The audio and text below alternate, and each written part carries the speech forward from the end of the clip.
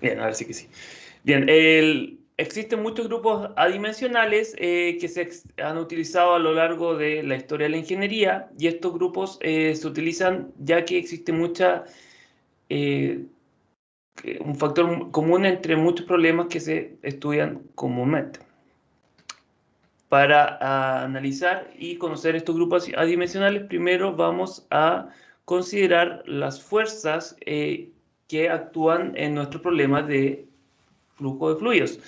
Y aquí nos vamos a centrar solo en fuerzas relevantes, ya que nosotros sabemos que existen muchas fuerzas que estarían actuando en la naturaleza, pero quizás las podemos despreciar. Entonces nos vamos a centrar solo en estas. Vamos a iniciar considerando la inercia, la cual es proporcional a la densidad de nuestro fluido, a la velocidad con el que fluye, al cuadrado de la velocidad con el que fluye y a una longitud característica que podría ser, por ejemplo, un diámetro de una tubería, una longitud de un cuerpo, etc.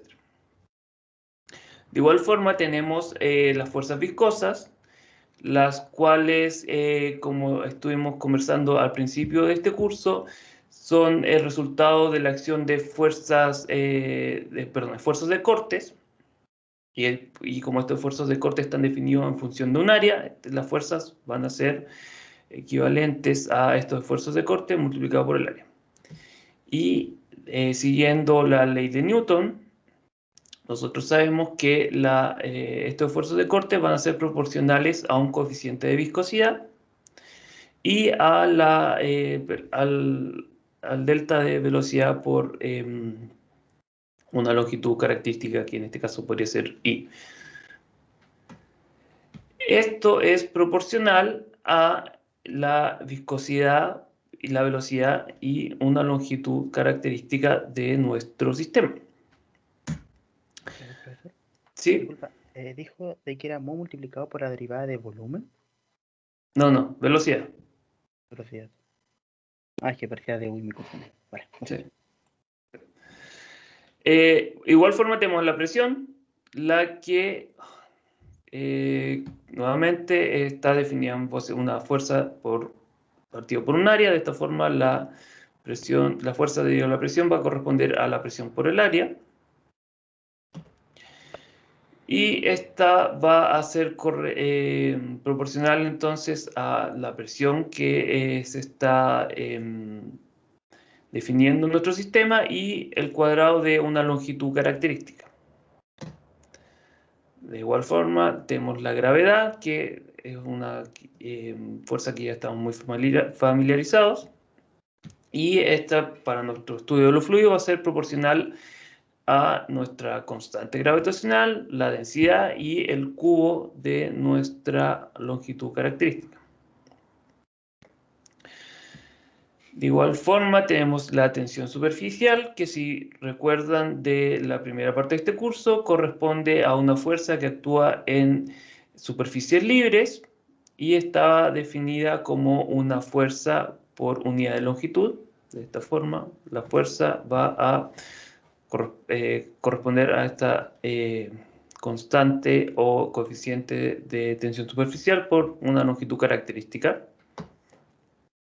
Y también vamos a considerar las fuerzas de compresibilidad, que si bien hasta el momento hemos hablado solo de fluidos incompresibles, existen casos donde, como por ejemplo los gases, la acción de esta compresión que se pudiera ver visto va a generar fuerzas que van a afectar nuestro flujo del fluido. En base a estas fuerzas, y esta fuerza de compresibilidad va a ser proporcional a un coeficiente de compresibilidad por el cuadrado de una longitud característica. En base a estas fuerzas podemos definir distintas situaciones en las que, por ejemplo, nos interesa saber qué tanto es más importante una fuerza que otra. En particular, nos vamos a centrar en este grupo de números adimensionales en la razón entre las distintas fuerzas y la fuerza de inercia. Entonces, primero vamos a definir el número de Reynolds, el cual ya habíamos hablado al respecto, y que corresponde a la razón entre la viscosidad por la velocidad de un fluido, que se multiplica por una longitud característica de nuestro sistema, y eso lo dividimos por la viscosidad dinámica. Esta forma también se puede, siguiendo la definición de la viscosidad cinemática, la cual corresponde a la razón entre la viscosidad dinámica y la densidad de nuestro fluido, este número Reynolds puede tomar la forma de la derecha, que simplemente es la velocidad por nuestra longitud característica, y esto dividido por nuestra viscosidad cinemática. Este número Reynolds nos indica la razón entre la fuerza de inercia y la fuerza de viscosidad. Y aquí vamos a usar mi pequeño torpedo que tenía acá para hablar un poco más de este número de Reynolds. En particular, es un número que está bautizado en honor a Osborne Reynolds, que fue un ingeniero británico del siglo XIX, que estudió la transición de flujos laminares a turbulentos. Este número Reynolds es uno de los números más importantes que vamos a estudiar, ya que nos indica cuando existe una transición en los regímenes de flujo, es decir, un cambio en las características de nuestros flujos. Y eso, para números pequeños de Reynolds tenemos flujos viscosos, donde la viscosidad es mayor que la inercia, y tenemos un flujo tipo laminar. Y esto vamos a retomarlo más adelante, pero es bueno empezar un poco a hacer una pequeña introducción. Para números altos de Reynolds tenemos que la inercia va a tener un efecto mayor que la viscosidad, por lo que vamos a tener regímenes de flujo que son conocidos como flujos turbulentos. Un segundo número corresponde al número de Euler. Y aquí voy a tener cuidado para pronunciar los nombres de los científicos correctamente. El número de Euler está bautizado en honor a Leonhard Euler, de quien probablemente han escuchado bastante, que fue un matemático suizo del siglo XVIII, que también es considerado como uno de los más grandes matemáticos de la historia. Y este número de Euler nos indica la razón entre las fuerzas de presión y las fuerzas de inercia. Este número es importante para casos en los que tenemos que analizar las pérdidas de carga en nuestros flujos. Y las pérdidas de carga, como vamos a ver nuevamente más adelante, corresponden a todas estas pérdidas de energía que se pueden ver en o pueden ocurrir en nuestros flujos de fluido. A este número de Euler también se le conoce como el coeficiente de presión, porque lo tengamos en consideración, pero simplemente son dos nombres que se dan al mismo número adimensional.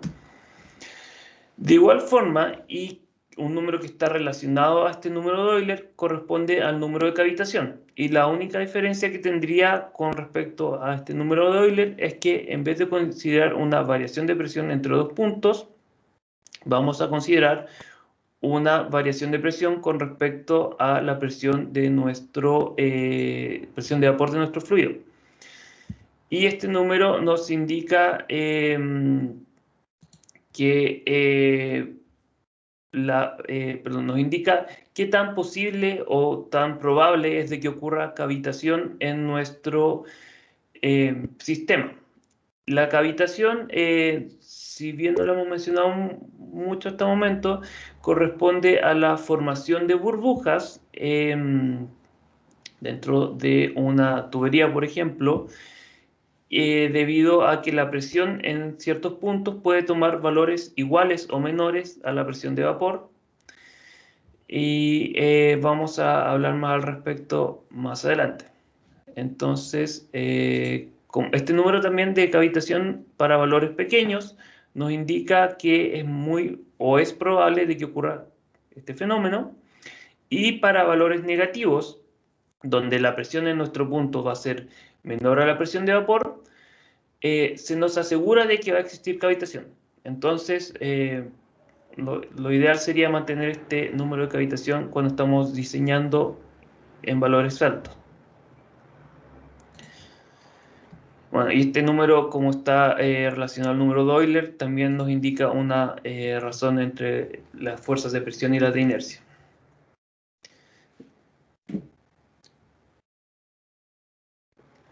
Lo siento, profesor. ¿Sí? En el anterior, el número de cavitación era la formación de burbujas. Claro, nos indica la formación de burbujas debido a una caída en la presión de nuestro fluido que tomaría magnitudes menores a la presión de vapor. O sea que si el número es negativo, Ahí se nos asegura de que existirá esta formación de burbujas. Ah, ok. Así que lo ideal es mantenerlo positivo o con valores. Positivo y con valores.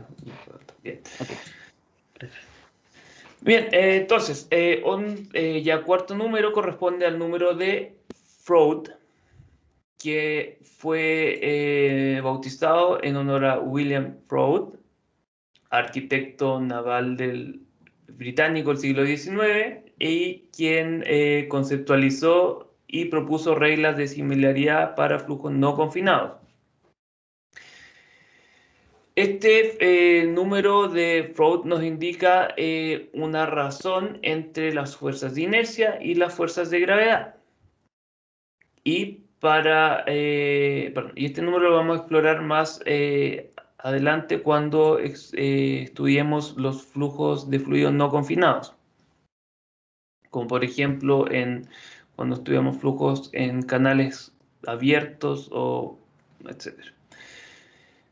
Bien, también tenemos el número de Weber, que es bautizado en honor a Moritz Weber, que fue un profesor de mecánica naval del Politécnico de Berlín durante el siglo XX, perdón, inicios del siglo XX. Y este caballero Moritz Weber fue quien bautizó los números de Reynolds y de Froude. Este número de Weber nos indica una razón entre las fuerzas de inercia y tensión superficial. Y para números de Weber pequeños tenemos una acción importante de nuestra tensión superficial. Además de que nos indica la existencia y frecuencia de ondas capilares en la superficie libre. Aquí ondas capilares puede ser, por ejemplo, olas o las típicas ondas que uno ve cuando uno lanza una piedra a un estanque. Finalmente tenemos el número de Mach, que es un número que probablemente han escuchado cuando hablan de las velocidades de los aviones. Dicen Mach 3, Mach 2, etc. Y este número nos indica la razón entre nuestra velocidad, la velocidad de un fluido y la velocidad del sonido en nuestro fluido. Este número es importante ya que nos indica la razón entre los efectos de inercia y las fuerzas de compresibilidad, y en base a esto nos indica de que cuando si tienen números altos de Mach, tendremos efectos de compresibilidad que ya no podrán ser ignorados. Por ejemplo, cuando tenemos el flujo de fluidos gaseosos a altas velocidades, tendremos números de Mach alto, por lo que tendremos que tomar en consideración estos efectos de compresibilidad. Bien, estos son una pequeña fracción de los números adimensionales que son importantes para la mecánica de fluido, y una fracción aún más pequeña para los números adimensionales que se utilizan en ingeniería como en general. Por supuesto, no vamos a revisar todos los números, ya que podríamos estar clases y clases viéndolos, y lo cual claramente no tiene mucho sentido, pero nos vamos a centrar solo en estos durante nuestro problema. Además, existen otros números que no están bautizados y que también son importantes. Por ejemplo, podríamos hablar de la rugosidad relativa, que nos indica la rugosidad de nuestro material con respecto a una longitud de referencia o característica. También podríamos hablar de la razón entre los coeficientes coeficientes de transferencia de calor, perdón, C sub P y C sub B. Y así, existen muchos números que a medida que vayamos explorando problemas vamos a ir tomando en consideración. Bueno, también como estuvimos hablando en la clase pasada, vamos a apurar ya que estamos, en base a este análisis dimensional es posible hacer extrapolación de nuestros resultados experimentales desde un modelo a un prototipo.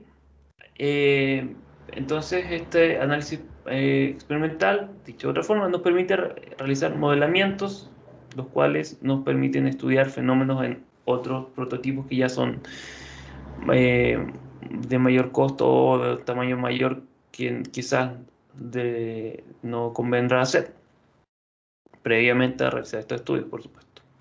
Entonces vamos a tomar un par de definiciones. El primero vamos a considerar un modelo como una representación de un sistema físico, el cual puede ser utilizado para predecir el comportamiento de nuestro sistema en algún aspecto deseado.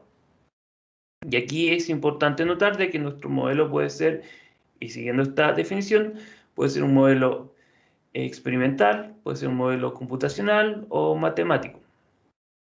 Ahora con lo que vamos a estudiar a continuación solo nos vamos a enfocar en los modelos experimentales, ya que los modelos matemáticos o de simulación no requieren realizar extrapolación mediante nuestro análisis dimensional, ya que al realizar estos modelos normalmente matemáticos o computacionales, nosotros siempre vamos a utilizar los parámetros deseados y no otro parámetro que luego tendremos que extrapolar.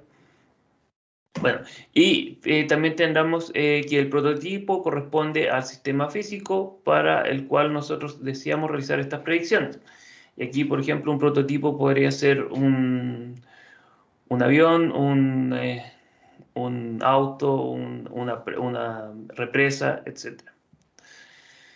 Bien, entonces, según lo que nos indica nuestro teorema Pire-Buckingham, tenemos que cualquier problema podrá ser descrito en base a un conjunto de grupos adimensionales o pi, los cuales definen a una variable dependiente y son en base a una funcionalidad entre ellos. Esta funcionalidad puede corresponder a una función f. De esta forma, tendremos de que si la relación esta que nos indica esta funcionalidad de nuestros grupos adimensionales es válida para nuestro prototipo, también podemos realizar una funcionalidad similar, pero ahora para nuestro modelo. Y en este caso, ya que tendríamos pi similares, y como vamos a hablar en la siguiente diapositiva, la funcionalidad que existe entre estos grupos adimensionales, tanto del modelo como de nuestro prototipo, va a ser la misma. Aquí recordemos que estamos trabajando con grupos adimensionales, por lo que no vamos a tener que preocuparnos con, por ejemplo, dimensiones o algunas características de nuestro flujo, ya sea la velocidad, individualmente. Bien, entonces, si desarrollamos nuestros grupos adimensionales de forma de que uno de ellos es la variable dependiente y este está descrito en función a una función f que depende del resto de dimensionales. Nuestro modelo podría ser operado de tal manera que buscamos que nuestros grupos adimensionales para nuestro modelo igualen las condiciones de operación o los grupos adimensionales para nuestro prototipo. Ahora, siguiendo lo que ya establecimos aquí de que esta funcionalidad es la misma para ambos casos, tendremos que, para este caso, donde todos nuestros grupos adimensionales son iguales tanto para modelos como prototipo, el grupo adimensional dependiente va a ser igual para ambos modelos y prototipos. Ahora, estas expresiones corresponden a las condiciones necesarias para la semejanza, y la semejanza nuevamente va a representar esta condición donde nosotros obtenemos un grupo dimensional dependiente en función a nuestros grupos dimensionales ya determinados. Bueno, y esta expresión corresponde a nuestra ecuación de predicción. ¿Qué nos quiere decir esto básicamente? Que podemos predecir esta propiedad o este grupo dimensional para nuestro modelo, perdón, prototipo, en base a lo que nuestros resultados de nuestros experimentos hechos en nuestro prototipo. Y esto cuando se cumplen las condiciones necesarias para la semejanza. Entonces, vamos a hablar de cómo se pueden cumplir estas condiciones. Bueno, para lograr estas condiciones de semejanza como un todo, es decir, para lograr la semejanza completa entre nuestro modelo y prototipo, se debe dar que todos nuestros grupos adimensionales deben ser iguales entre ellos. O sea, nuestros grupos que corresponden entre ellos deben ser iguales, tanto para modelo como el prototipo. Y en ingeniería, y por supuesto como los vamos a estudiar, vamos a considerar distintos tipos de semejanza. Esto simplemente es agrupar distintos tipos de grupos adimensionales y definirlos en base a estos tipos de semejanza. Vamos a considerar primero una semejanza geométrica, la cual puede resultar obvia en una primera instancia, y esta semejanza geométrica nos indica que todas las dimensiones del modelo tienen que tener la misma escala lineal con las dimensiones del prototipo. Es decir, si tomamos un modelo de un avión, tenemos que reducirlo de tal forma de que vamos a tener proporciones iguales tanto para nuestro modelo como para nuestro prototipo. Esta semejanza también nos indica de que todos los ángulos se tienen que conservar. No vamos a escalar nuestros ángulos, sino que siempre vamos a hacer lo mismo para nuestro modelo y nuestro prototipo. Además, tenemos que considerar de que todas las direcciones del flujo se deben conservar. Es decir, si tenemos por ejemplo, un flujo de aire que se enfrenta a un modelo, los caminos o las trayectorias que deben seguir el aire tienen que mantenerse y ser idénticas a las trayectorias que tendría nuestro prototipo. Y ahora, por supuesto, tiene que ser estas trayectorias se deben escalar para un caso y otro. De igual forma, tenemos que asegurar de que la orientación de nuestro modelo y prototipo con respecto a sus alrededores deben ser idénticas. ¿Qué quiere decir esto? Que, nuevamente, si tenemos un flujo de aire que se enfrenta a nuestro modelo, la orientación con la que este modelo se enfrentaría a este flujo de aire tiene que ser la misma que la orientación con la que se enfrentaría nuestro prototipo. Bueno, una segunda tipo de semejanza corresponderá a la semejanza cinemática. esta semejanza cinemática nos indica de que las velocidades, todas las velocidades que definen a nuestro flujo de fluido tienen que estar en escala para nuestro prototipo y nuestro modelo. Para que se cumpla esto, primero se debe asegurar de que existe la semejanza geométrica entre estos dos sistemas, la cual ya mencionamos. Y además tenemos que asegurar de que el escalamiento temporal debe tener la misma escala lineal que el escalamiento geométrico. Es decir, si reducimos nuestro tamaño, la escala de tiempo de nuestro fenómeno en nuestro modelo tiene que ser menor que para nuestro prototipo. Y además esta reducción de la escala de tiempo debe ser igual a la reducción con la que escalamos nuestro modelo físico, geométrico. Bueno, en base a estos últimos dos criterios, se deriva de que las velocidades, y como ya mencionamos, deben estar en la misma escala para nuestro modelo y nuestro prototipo. Y además, para que exista semejanza cinemática, se debe asegurar de que las partículas homólogas que podrían viajar dentro de nuestro sistema deben encontrarse en puntos homólogos a tiempos homólogos. Y un ejemplo aquí para entenderlo podría ser si consideramos el flujo de un fluido alrededor de una esfera.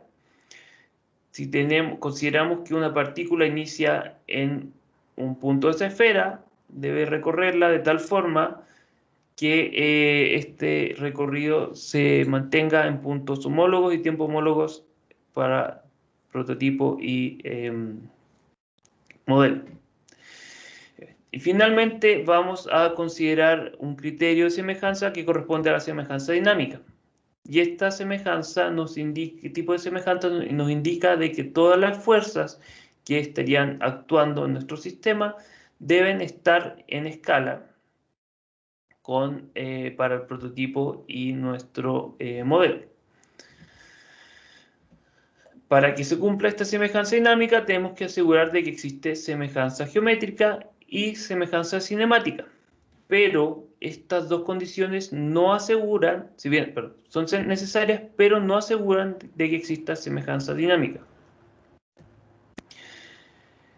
Además, estas escalas de nuestras fuerzas deben ser, el escalamiento debe ser lineal y debe tener la misma escala con lo que escalamos nuestra geometría y nuestras velocidades. Y nuevamente tiene que ser con la misma escala lineal. Además, y en base a nuestros números de grupos adimensionales que ya mencionamos, podemos asegurar de que existirá semejanza dinámica cuando se cumplan las siguientes condiciones.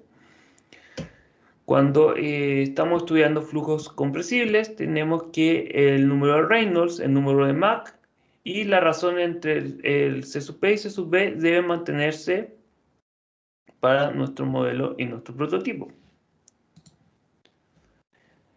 Para los casos de flujos incompresibles, donde no exista una superficie libre, basta de que nuestro número Reynolds debe ser igual para nuestro modelo y nuestro prototipo. Y cuando estamos estudiando flujos de fluidos incompresibles, cuando sí existe una superficie libre, se debe asegurar de que el número Reynolds y el número de Pront deben ser iguales para nuestro modelo y nuestro prototipo. Ahora también existen casos donde puedan existir efectos de la tensión superficial.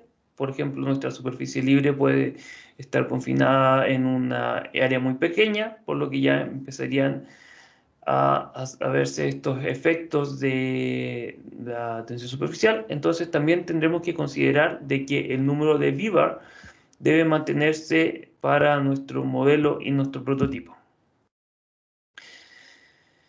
Bien, entonces ahí ya hablamos de un poco de cómo las condiciones que se debe asegurar para que nuestros resultados experimentales que tengamos de nuestro modelo los podamos extrapolar a nuestro prototipo y asegurar que al realizar esta extrapolación estamos teniendo resultados válidos. Ahora, vamos a hablar un poquito más de que existen casos donde quizás esto no va a ser posible, donde si bien podemos utilizar materiales que nosotros nos van a asegurar de que podamos cumplir, por ejemplo, la semejanza geométrica y dinámica, pero cinemática, pero la dinámica no lo vamos a poder cumplir en base a ciertas limitaciones que se derivan de la fenomenología estudiada. Y aquí les voy a dar un pequeño ejemplo donde vamos a considerar el estudio del flujo de un fluido en un canal abierto. Entonces, como ya hablamos, este sería un caso de flujo de fluido y, por ejemplo, puede ser un fluido incompresible, por lo que las características de este flujo van a estar determinadas por el número de Reynolds y el número de Froude. Entonces, como ya establecimos, para lograr esta semejanza dinámica se va a requerir que estos números sean iguales para nuestro prototipo y nuestro modelo. Y aquí es claro de que ya vamos a considerar de que se está satisfaciendo los criterios de semejanza geométrica. Bueno, entonces, para que exista esta igualdad de los números de Froude, se requiere que estos números para estas razones sean iguales para nuestro modelo y nuestro prototipo. Y esto simplemente son la definición del número de Froude que ya vimos. Entonces, ya que vamos a estar trabajando bajo el mismo campo gravitacional, porque no vamos a realizar experimentos en otro planeta o no vamos a considerar, por ejemplo, nuestros experimentos en un campo de referencia no inercial. Entonces, podemos definir nuestra razón entre las velocidades de nuestro modelo y nuestro prototipo en base a esta expresión, la cual nos indica de que la razón entre estas velocidades va a ser igual a la raíz entre las razones de nuestra longitud característica de nuestro sistema. De igual forma, vamos a requerir de que nuestro número Reynolds sea igual para ambos casos, por lo que tendremos que nuestra razón de las velocidades entre modelo y prototipo va a estar definida en base a la viscosidad de nuestro fluido, la densidad de este mismo fluido y nuestra longitud característica. Y ahora también, como ya habíamos considerado de que tenemos que satisfacer esta igualdad de los números de Froude, podemos igualar nuestra razón de velocidades determinadas en base a cada número y llegamos a la conclusión de que y de esta igualdad llegamos a la conclusión de que la razón entre la viscosidad dividida por la densidad de nuestro fluido para nuestro modelo tiene que ser igual a esta razón de longitudes características elevado a 3 medios. ¿Qué nos quiere decir esto? Que nuestra viscosidad cinemática entre el fluido que vamos a utilizar en nuestro modelo y nuestro fluido que vamos a utilizar para nuestro prototipo tienen que mantenerse en esta razón de longitud elevado a 3 medios. Y esto puede ser muy difícil o incluso imposible, porque primero tendríamos que considerar y encontrar un fluido que justo satisfaga esta condición. Por ejemplo, si estamos estudiando un canal y nuestro modelo va a tener una escala de 1 a 10, vamos a tener que considerar que nuestra viscosidad cinemática para el modelo tiene que estar tiene que equivaler a 1/10 elevado a 3 medios de la viscosidad de nuestro fluido en el modelo. Ahora, esto puede ser un valor que requiere utilizar fluidos quizás sean muy exóticos, o fluidos o simplemente no vamos a encontrar un fluido que que satisfaga esta condición. Aquí debo comentarles de que por lo general se van a realizar experimentos utilizando agua o aire, dependiendo de si estamos estudiando el fluido o flujo de un líquido o un gas, simplemente por razones prácticas y de costo, y que simplemente vamos a tener que no satisfacer completamente estos criterios de semejanza, por lo que para realizar esta extrapolación se debe tomar otras alternativas o otras estrategias, las cuales podrían ser, por ejemplo, acoplar un análisis computacional o acoplar un análisis teórico.